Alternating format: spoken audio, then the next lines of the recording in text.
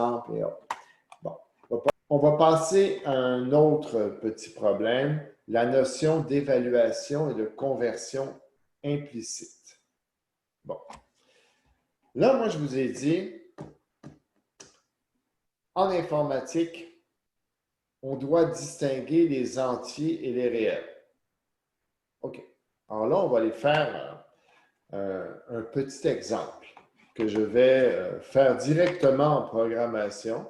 Donc, je vais ouvrir Visual Studio. Je vous encourage à le faire si vous êtes capable de le faire en même temps que moi. Ouvrez-vous, on va créer un projet.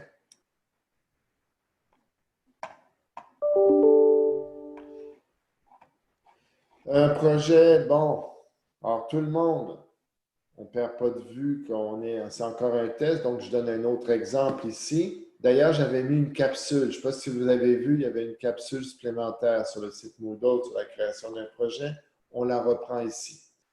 Alors donc, je choisis application console.net Core C#. Suivant.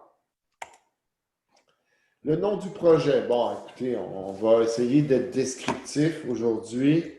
Module 3, conversion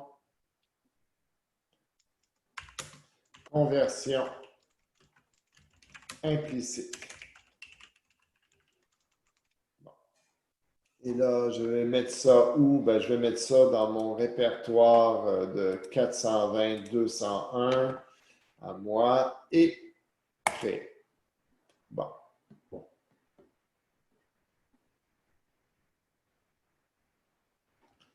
OK, alors là, donnez-moi une seconde.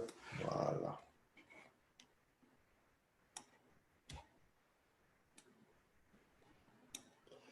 OK.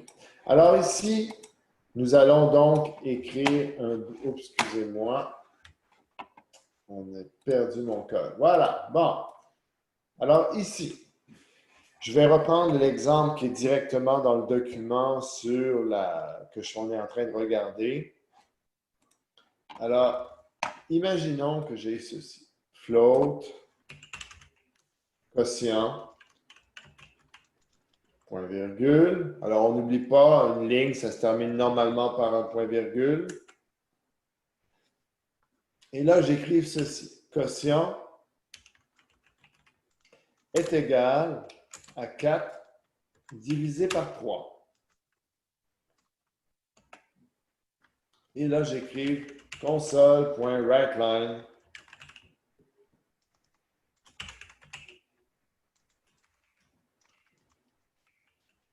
quotient.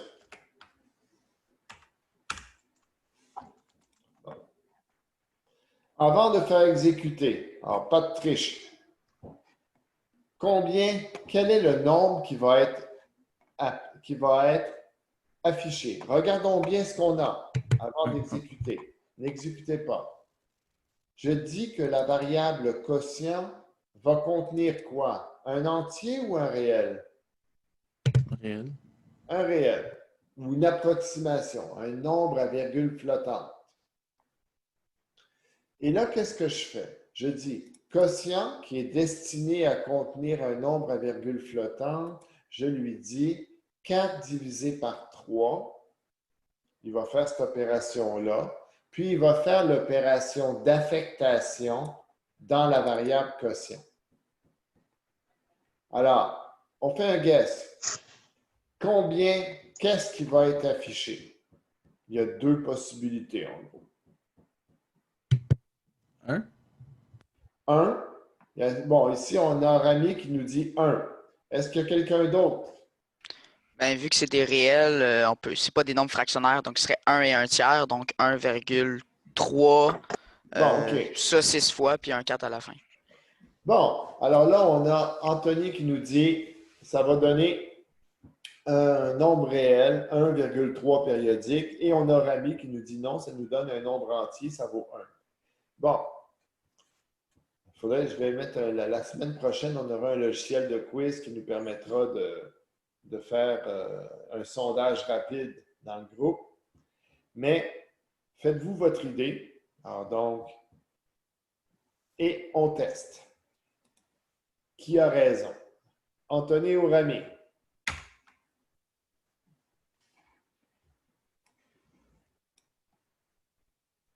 Alors, qu'est-ce qui est affiché? 1. 1. Alors, Rami a raison. Pourquoi?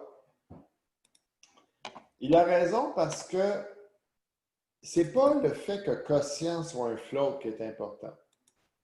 L'important, c'est que 4 est un entier, 3 est un entier, et on vient de faire la division de 4 par 3.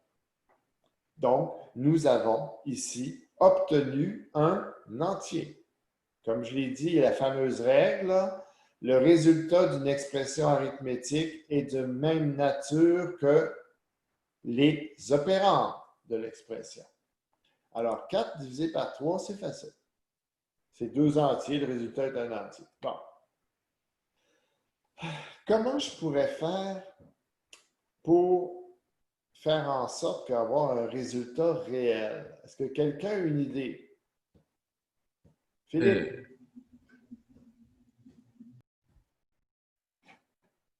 Oui. Oups.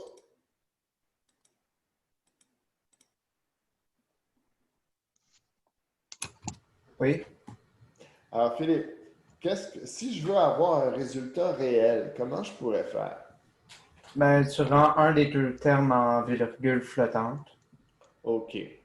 Bon, on va essayer. Là, on va y aller on va faire une erreur. Je vous avertis tout de suite, on va commencer par écrire une niaiserie, OK? Mais une bonne niaiserie, parce qu'elle va être valide dans d'autres circonstances. Alors, on nous dit, Philippe nous dit, j'ai qu'à changer un des deux, j'ai changé à faire en sorte d'avoir des réels. Alors, moi, je vais faire une première chose, je vais dire 0.0,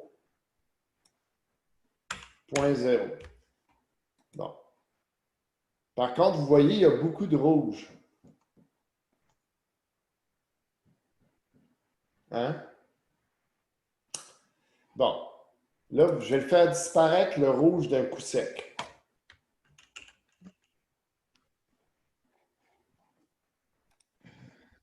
Oups! Le rouge vient de disparaître. Qu'est-ce que je viens de faire? Bon, alors là, écoutez bien, c'est subtil, c'est un peu bizarre. Vous allez trouver ça bizarre, mais finalement, c'est assez logique. Quand j'écris 4.0, le système comprend que je suis en train de décrire un réel, un nombre à virgule flottante. Bon. Alors, cette approximation de réel, il va se poser la question. Est-ce que je dois mettre ça dans un float ou est-ce que je dois mettre ça dans un double? Alors, lui, il part du principe que moi, en tant que programmeur, j'ai besoin de la plus haute précision.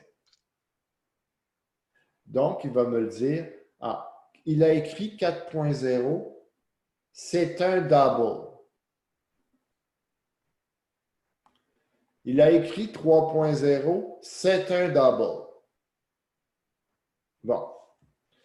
Mais là, pourquoi c'était en rouge tout à l'heure? Est-ce que quelqu'un a une idée? Alors là, je suis capable de le remettre en rouge, là, hein? Il n'y a pas de problème.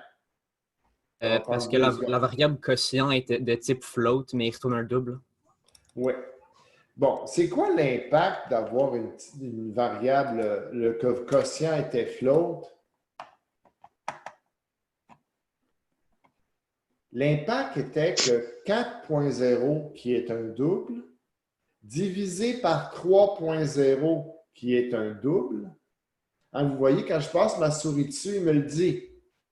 C'est un double. Oups, j'ai été trop vite. Voilà.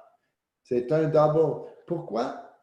Pourquoi est-ce que ça me fait une erreur quand j'essaie de mettre le résultat de la division de deux doubles dans un float?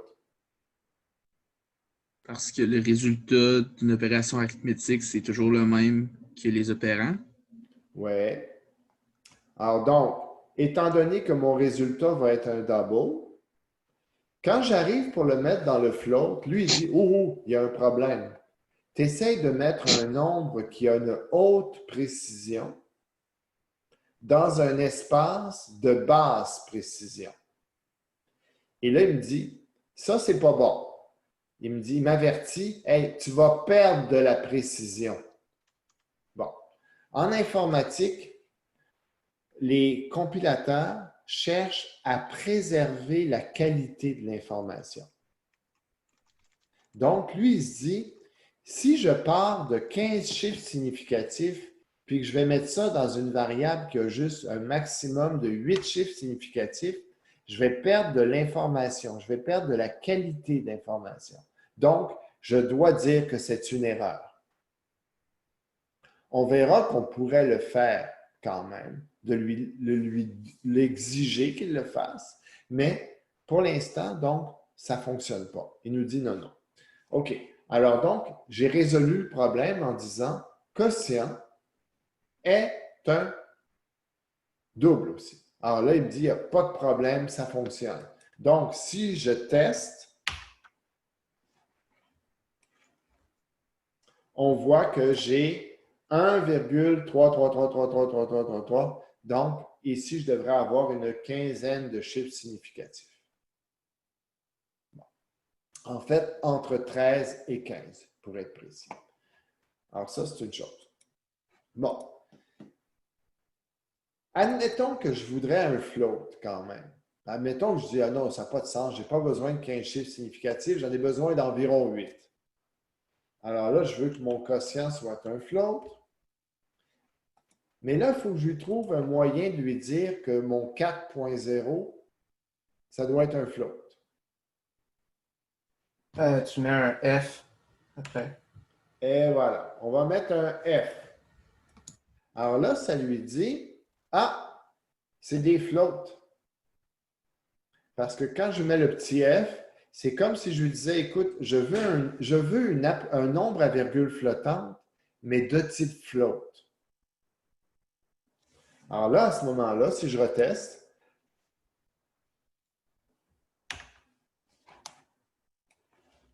ça fonctionne encore, mais là, vous voyez que j'ai beaucoup moins de chiffres significatifs. J'en ai beaucoup, 2 fois moins que tout à l'heure. Donc, ça fonctionne bien. OK. Et ici, cette conversion, donc, fonctionne bien. En fait, on va voir que je n'ai même pas besoin de mettre le point 0. J'ai juste besoin de dire 4F ou 3F. Et lui, à ce moment-là, il comprend que j'ai besoin de mettre un float. Avez-vous des questions sur ce que j'ai fait jusqu'à présent? Est-ce qu'on pourrait mettre aussi juste un F à 3? Bien, ça, on va y venir. C'est une très bonne question. Est-ce qu'on pourrait faire ça?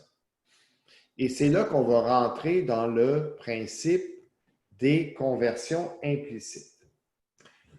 Ici, jusqu'à présent, quand je divise 4F par 3F ou que je divisais 4 par 3, j'avais toujours à gauche et à droite des opérandes de même nature.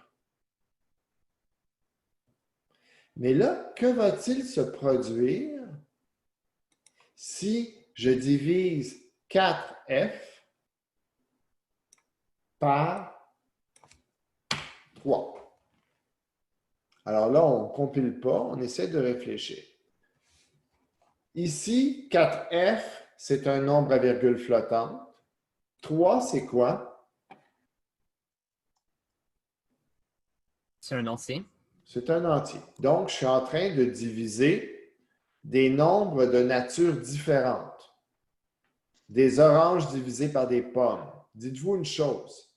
Si on regardait dans la mémoire de l'ordinateur actuellement, un 4F, donc un nombre 4 représenté sous la forme d'un nombre à virgule flottante, c'est très, très loin de la représentation d'un 3 représenté comme un entier. Ce sont des données réellement très différentes pour l'ordinateur. Comme je vous ai dit, les opérations sur les entiers et les opérations sur les nombres à virgule flottante n'utilisent même pas les mêmes sections de votre processeur. Alors, c'est vraiment des choses diamétralement opposées.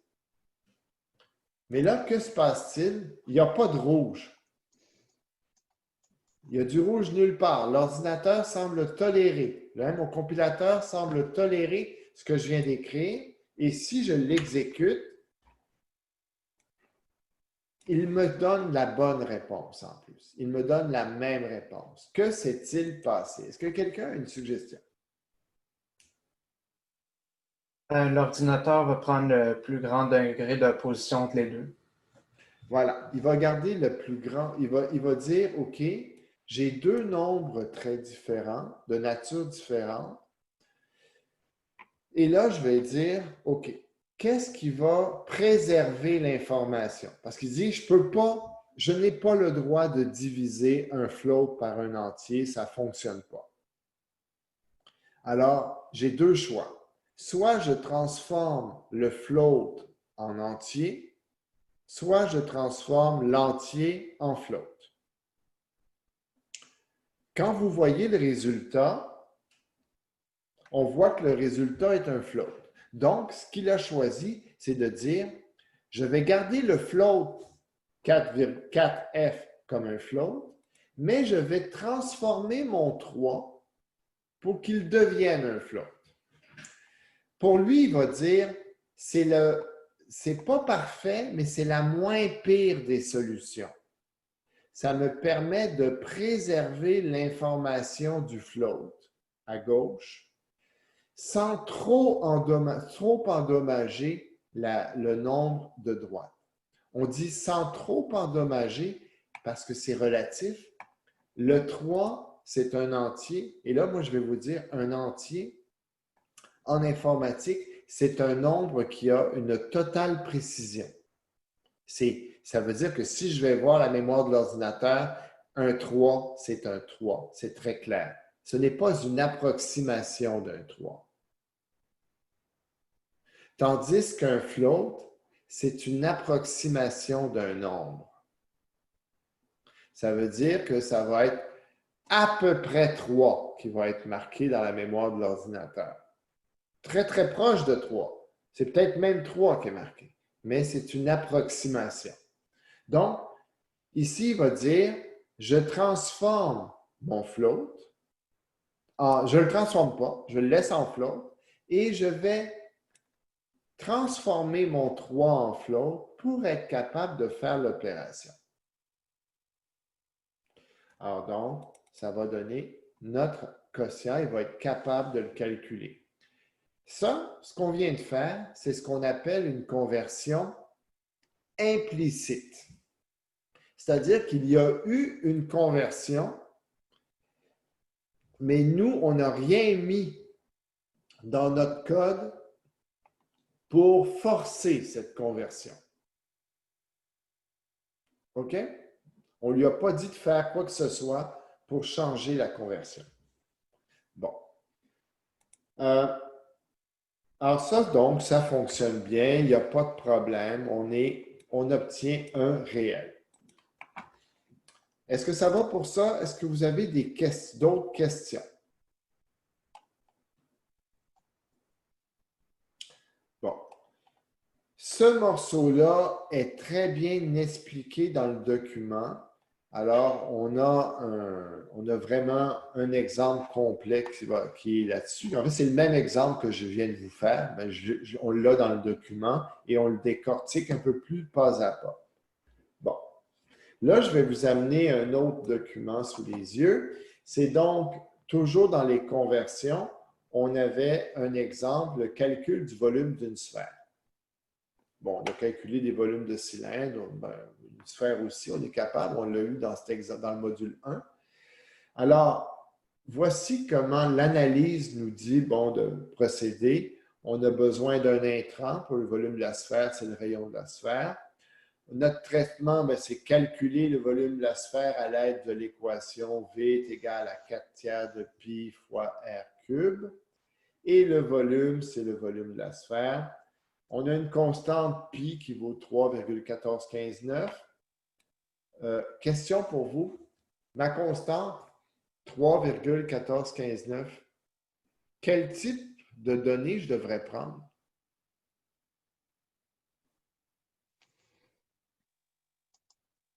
Un float. Pourquoi? Parce qu'il n'y a pas plus que 7 ou 8 chiffres significatifs. Exactement. C'est beau. Très bien. Alors donc, c'est ça, c'est qu'il faut toujours choisir un type qui nous convient. Alors, on pourrait prendre du float ici. Comme on pourrait prendre du double, mais ce n'est pas nécessaire de prendre du double. Un float fait parfaitement l'affaire. J'ai mon jeu d'essai qui est cohérent. J'ai un seul intrant, donc j'ai 2 lignes de jeu d'essai. J'ai mon pseudocode. Alors, mon pseudocode, on voit que je prends mon 3,1415,9, je le mets dans la constante pi. Je vais lire le rayon. Je vais calculer le volume avec 4 tiers fois pi fois rayon R cube et je vais écrire le volume. OK. Alors, tout le monde, vous le voyez bien. Là, je vais maintenant arriver, je vais réduire ça un petit peu pour juste l'avoir à moitié. Je vais faire la même chose ici. Attendez-moi là. OK. Je vais partager mon écran. Alors, je pense que vous devriez voir les deux parties, le pseudocode et le code. Ça va? Ouais, c'est bon. OK. Alors, regardons, je vais le traduire en même temps. On va traduire ça. Donc, j'ai besoin d'une constante. On m'a dit qu'une constante float serait suffisante. Elle s'appelle pi et elle vaut 3,1415,9. Oh, ça ne marche pas. Qu'est-ce qui me manque? Le suffixe F. Le F, voilà. Bon. Alors, mon F, maintenant, ça vient de résoudre le problème. On continue. Je vois que je vais avoir un rayon et un volume qui sont des variables. Mais qu'est-ce qu'il faut que je fasse? Bien, il faut que je les déclare. Alors ici, je vais donc dire float rayon, qui va être le rayon du cercle. Je vais également créer la variable volume. Bon. Là, pour l'instant, volume, rayon et pi sont soulignés en vert. Le système m'avertit que jusqu'à présent, j'ai déclaré une constante et 2 variables, mais que je ne les utilise pas. Alors, il me suggère de les utiliser éventuellement parce que sinon, elles ne servent à rien. Bon, OK. Là, on doit d'abord lire le rayon. Alors, moi, je vais écrire un beau petit message à mon utilisateur. Console.write. Oups. Entrez le rayon. 2 points. Et là, je vais écrire une ligne qui va me permettre donc de prendre la valeur tapée par l'utilisateur, de la convertir en float. Alors, je vais écrire rayon est égal à float.parse. Alors, float.parse, ça va dire, je vais aller chercher la valeur, le float qui se cache dans console.readline.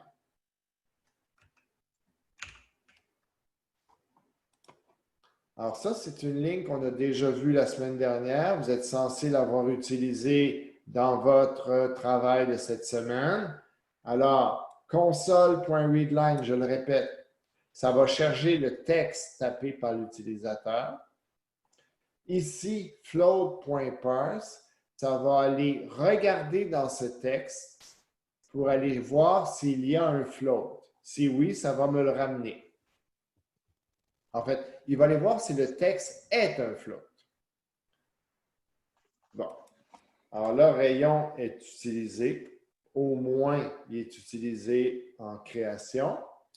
Maintenant, le volume, le calcul du volume. Alors là, on est dans la troisième ligne de notre pseudocode. J'écris volume est égal, affectation. Et là, j'écris 4 divisé par 3 fois pi fois le rayon. Et là, rayon au cube. Bon, rayon au cube, on a dit on n'a pas d'exposant. Pour l'instant, je vais écrire, faire un cube, ben c'est comme si je pouvais dire rayon fois rayon fois rayon. Voilà. Alors ça est-ce que ça fait la même chose que mon pseudocode à première vue? Est-ce que ça y ressemble? OK. Et là, on va écrire le volume maintenant. Console.write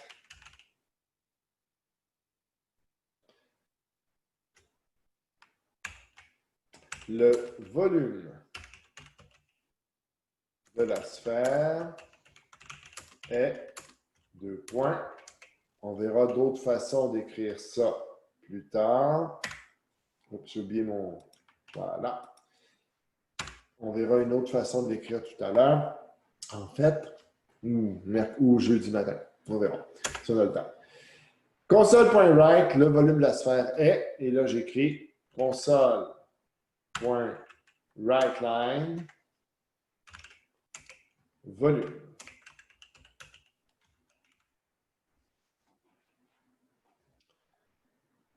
Est-ce que vous voyez du rouge quelque part? Je veux dire un soulignement rouge quelque part. Hein? Tout a l'air bien écrit. Mon compilateur n'est pas en train de protester énergiquement contre ma manière d'écrire le code. Il me dit, ah, ça a l'air d'avoir de l'allure. Bon, là, on regarde notre jeu d'essai à droite. On voit que si j'entre un rayon de 1, je devrais obtenir 4,18878. OK. Bien, on va le tester.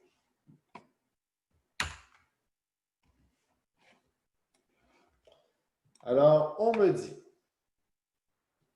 entrer le rayon. Alors, moi, je vais faire comme dans mon jeu d'essai, je vais entrer un rayon de 1. Enter.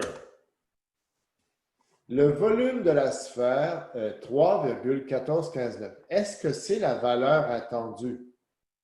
Non. Oh. Donc, mon ordinateur ne s'est pas calculé. Non, c'est quand tu l'as rentré, c'est la priorité des opérations. Ouais. Qu'est-ce que ça a fait? Regardons attentivement. On a entendu, c'est la priorité des opérations. OK. Quelle opération, mesdames, messieurs, ben, rien que des messieurs ici, alors quelles opérations, messieurs, ont été faites en premier dans cette chaîne opératoire? 4 divisé par 3. 4 divisé par 3. OK.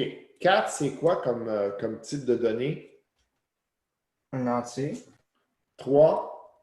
Un entier aussi. 4 divisé par 3, ça donne combien? 1. 1. Oh!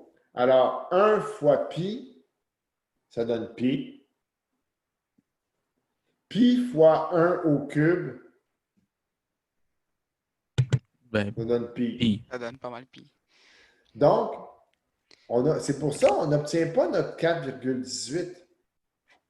Notre problème, c'est que nous, est-ce qu'on veut que 4 divisé par 3, ça donne 1? Non, on veut que ce soit un float. On voudrait que ça soit un float. Alors, regardons ici. Je vais juste faire une petite modification. Je rajoute un F.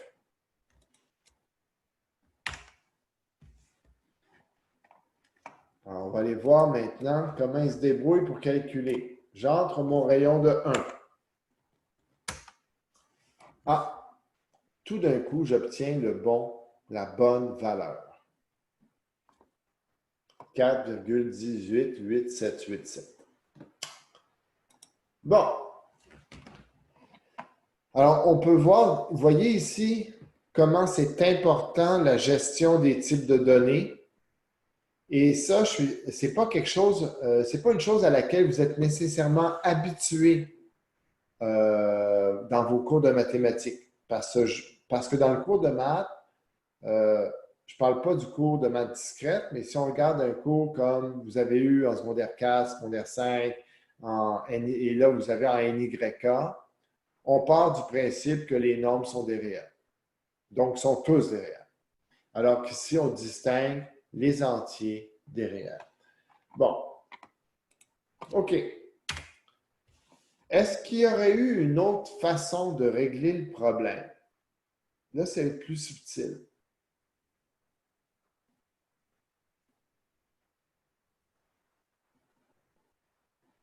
Est-ce que quelqu'un voit une autre façon? Oui? À qui? Anthony. Ah, ça va. OK, vas-y, Simon. C'est Anthony ou Simon? Les Anthony. deux. OK. Ouais. OK. Donc, commencer par multiplier 4, puis les 3 rayons, et par la suite terminer par la division de 3. Ouais. Changer l'opération, changer la chaîne opératoire. OK. Toi, tu proposes de dire on va déplacer une des opérations, mais tu as tout à fait raison. Mais écoute, moi, je vais en proposer une. Je vais prendre clairement, c'est ça, une opération, la division par 3, comme tu le dis. On va simplement la déplacer à la fin. Comme tu l'as proposé, c'est une des options que nous avons. C'est simplement de dire, à ce moment-là, que se passe-t-il? 4 est un entier. Pi est un quoi? Un float. Un float. Un entier fois un float, qu'est-ce qui va se passer? L'ordinateur va assumer que les deux, c'est des floats. Et voilà, il va transformer mon 4 en float. Donc, ceci va me donner un float. Je vais le multiplier par rayon qui est un float, par un autre rayon qui est un float, par rayon qui est un float. Alors là, ça va faire en sorte que tout ça, ça va être un float. Un float divisé par 3, qu'est-ce qui arrive à mon 3? Il va devenir un float. Voilà. Et là, à ce moment-là, est-ce que ça va me donner mon 4,18? On va voir.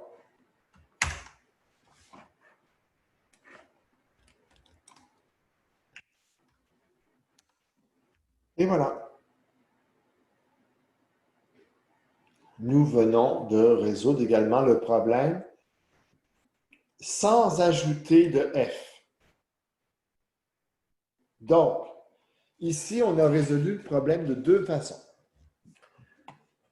La façon actuelle qui est présentée à l'écran, on a modifié la chaîne opératoire pour s'assurer d'éliminer la division entière de l'équation.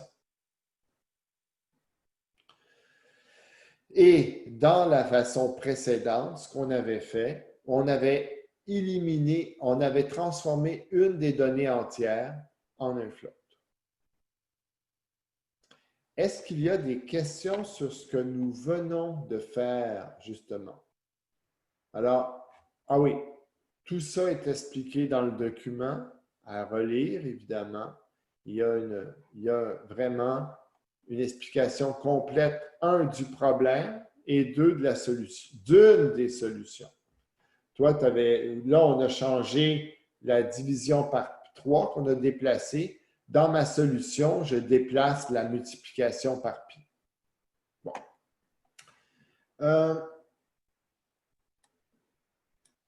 OK.